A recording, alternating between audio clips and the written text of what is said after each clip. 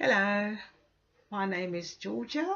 It's my first vlog, so I'm a vlog virgin.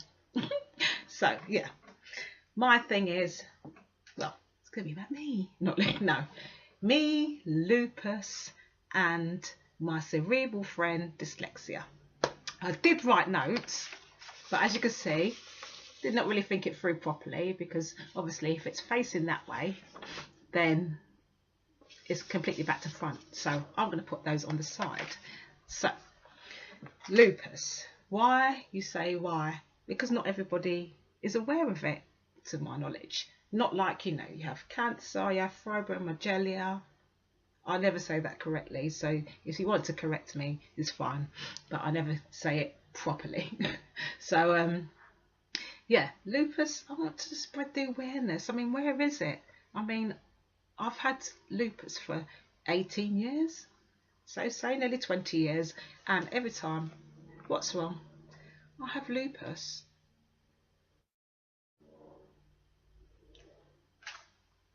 What's that? And I'm still trying to say,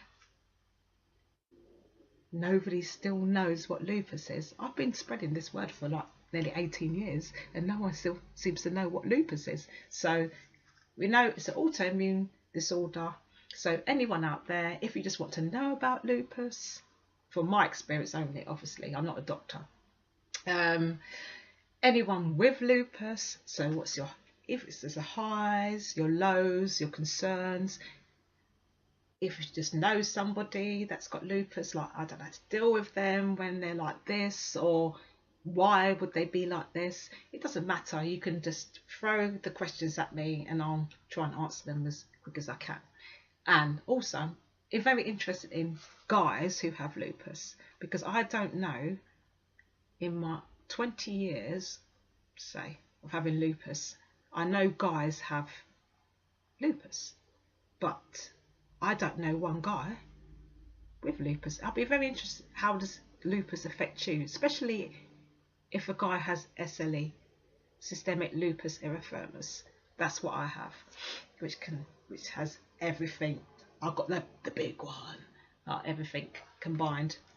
So I'd be very interested, like, did you suffer the hair loss? Did you have any kidney problems? Did it, and how did you deal with it, like in a relationship, or and stuff like that, because it's very different for a lady, if, I mean, for me, myself, I mean, a lot of people.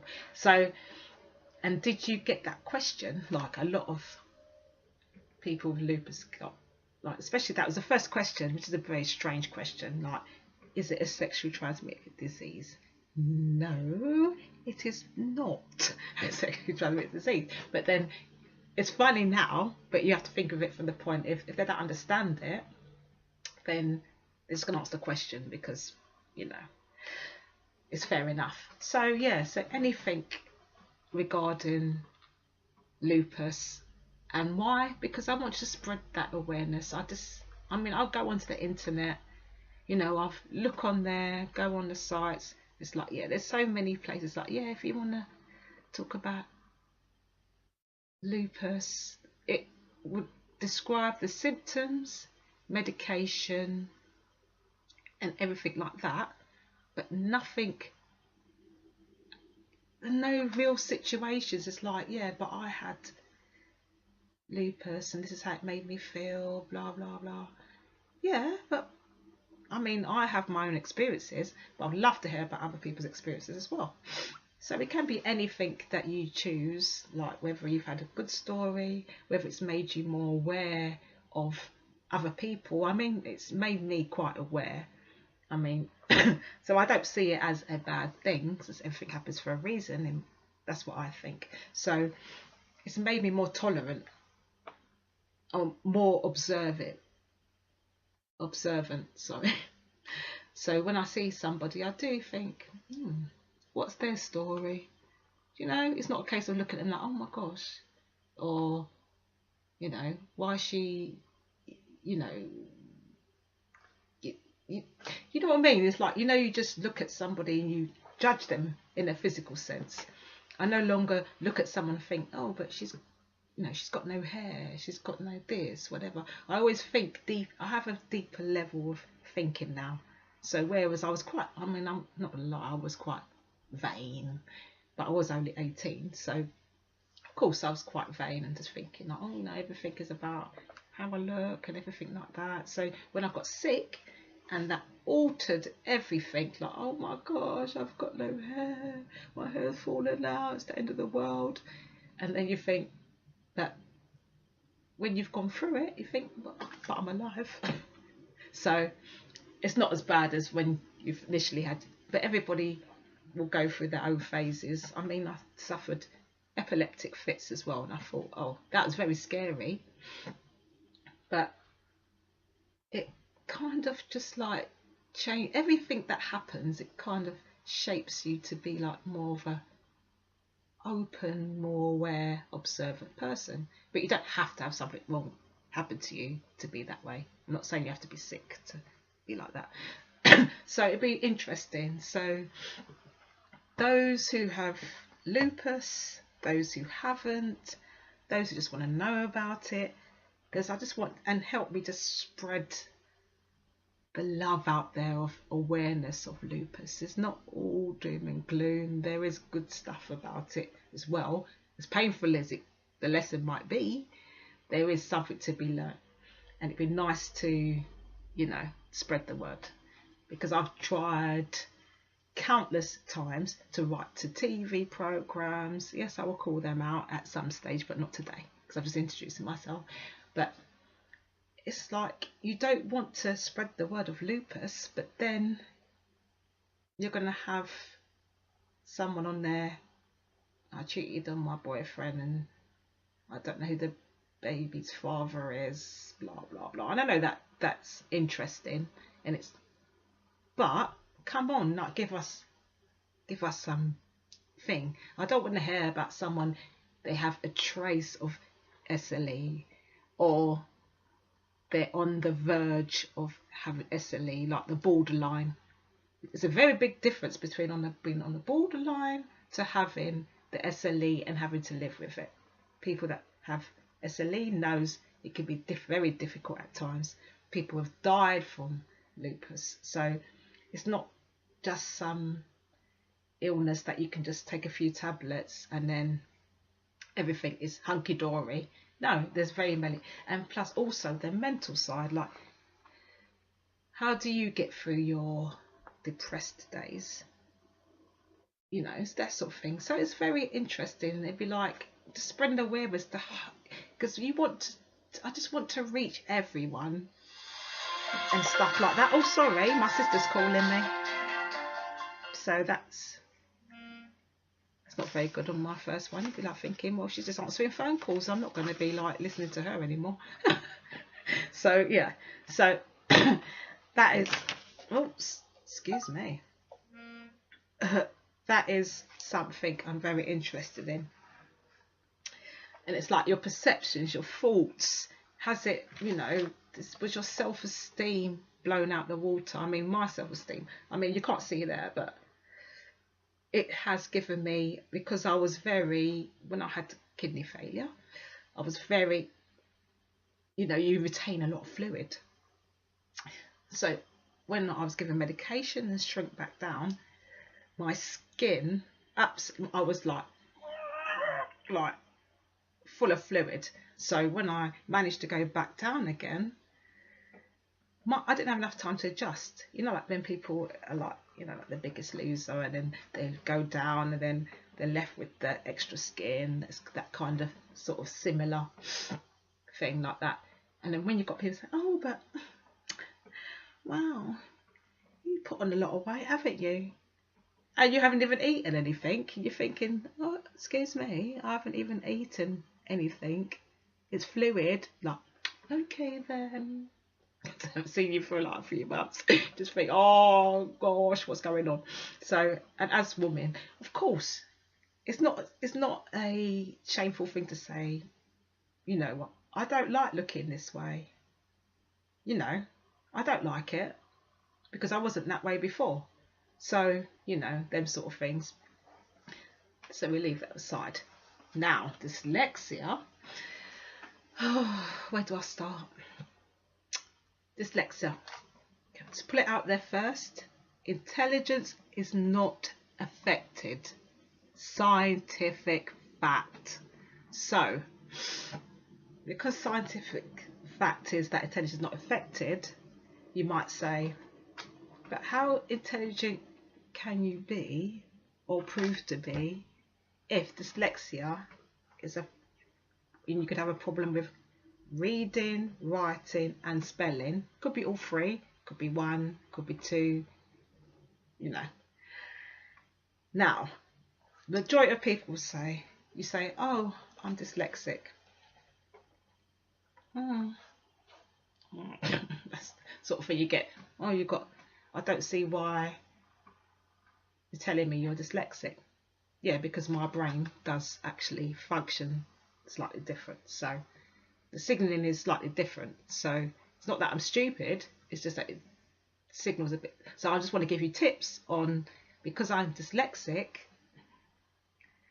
that when I do things, like if you used to say something, I might take notes, I would do this, I would do it in a different way. It won't affect how you're doing something, but it'll just be that I do it differently in order for me to process and then carry out. And I've got a degree as well, so that's the point. But dyslexia, yes, a subject very close to my heart, because I've been in a lot of jobs, been to a lot of interviews, and I've had some good bosses. And I think, if you could just like sometimes get that boss and then put them, you know, scientifically clone them so that you could have so many people. Because it's not about, you don't have to be sympathetic, just be understanding of the issues that I may have, you know, because of the dyslexia. You know, a lot of people say, well, if you're dyslexic, all you have to do is, I don't see what the problem is. You just have to like plan more, think more. Yes, I could do all those things, but if my mind is signals are completely different, then I need to tell you how to respond to me, or what it is. It's much better for me to understand what you're saying, because sometimes someone might just say something completely wrong, does it? Just, but because they think you're dyslexic, they think, well, you don't get it because you're dyslexic. No, it's because you actually said something that's completely rubbish, or what you're doing is not in the right way. I mean, I've trained people already when I used to work somewhere else, when I was in retail, and I trained them in a way that I trained myself when someone was training me. So the tips, when someone was training me, I'd make notes. I would then go over my notes. Then I would plan my notes. So times, don't go over it. Otherwise you just fill in your head, and then you just like, the signaling starts going, I'm confused. And then you forget everything. So, and then when I train people, I trained them how I trained myself when someone was training me. And they said, and I thought, you always have to experiment. So I said to them, so how do you think it went? It goes, the way you trained me is much better than someone just telling me, you know, and then, or just saying, oh, look through the book and do it. I mean, we all like, when someone's visually showing you something, you do take it in much more anyway. It's like when you read a story to a child, you don't just go, okay then. I call him Timmy because that's the only one I can think of. There's a chicken in a farm. He laid an egg, and then he went to sleep.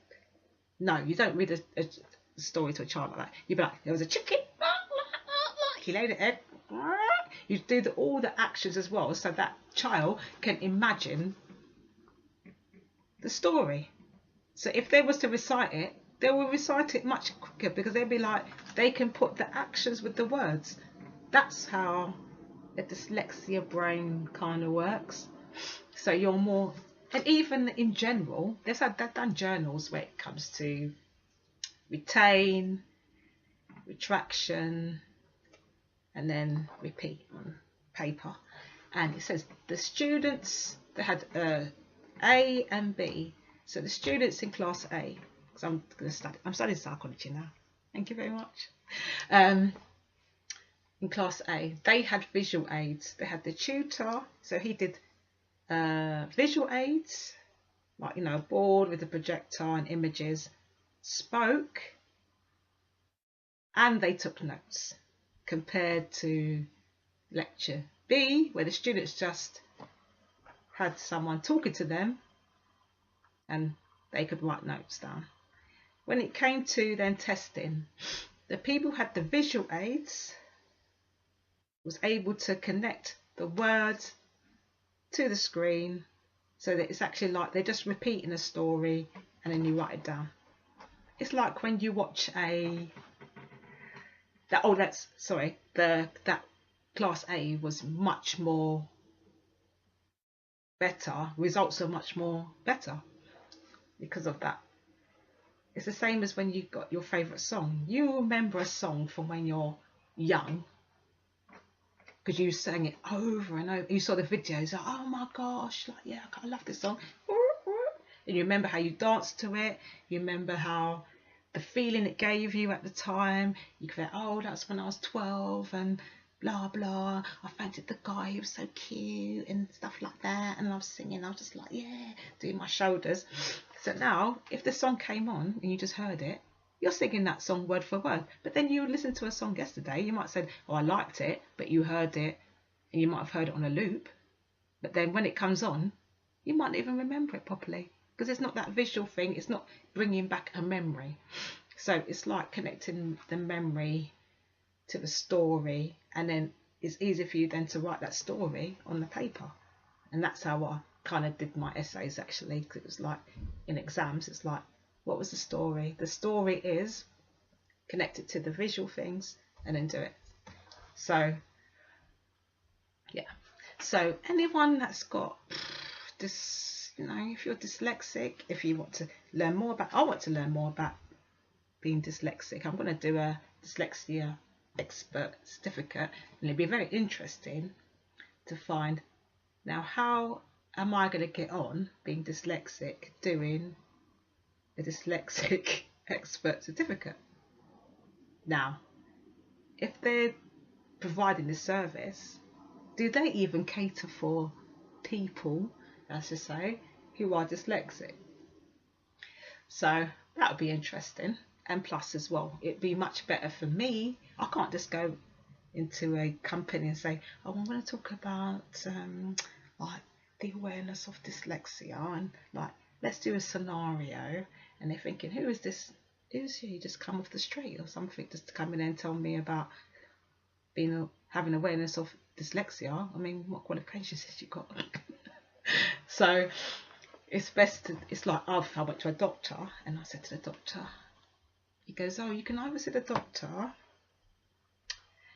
and I'll be like, okay then, and it's got HND, High National Diploma, to those who don't know. And then you've got the doctor who's a consultant, he's got his PhD in pharmacology, let's say, and he's got, you know, his consultancy in, you know, medicine and all this stuff like that. You're probably going to choose the one that's got his PhD and stuff, because you're going to think that, but you know that all them subjects would have been covered. So that's why I'm going to do that as well. So that when it comes to the stage when I get to like the dyslexia, I'd like to go into schools, because I don't think schools are equipped for kids that are dyslexic. I mean, I watched some programs and I'm thinking, what is this sad music over it? They're not, you're not dying when you have when you're dyslexic. You just have a learning difficulty. It's going to affect some more than ever, but I mean, when you're young, of course that's going to be involved with your self-esteem. You're growing up, you've got hormones, you've got everything. You don't want to